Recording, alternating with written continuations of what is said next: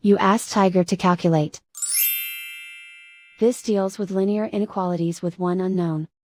The final result is x smaller than 14 over 5 smaller than 24 over 5. Let's solve it step by step. Group all constants on the right side of the inequality. Subtract 7 from both sides.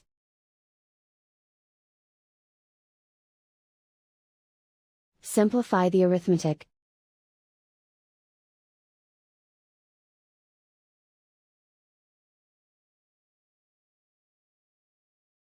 Isolate the x. Divide both sides by -5. Whenever you multiply or divide by a negative, reverse the inequality sign.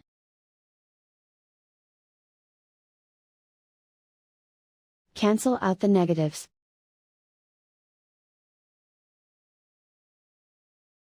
Simplify the fraction.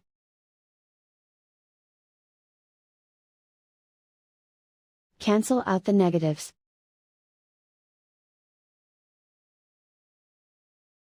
Plot the solution on a coordinate grid.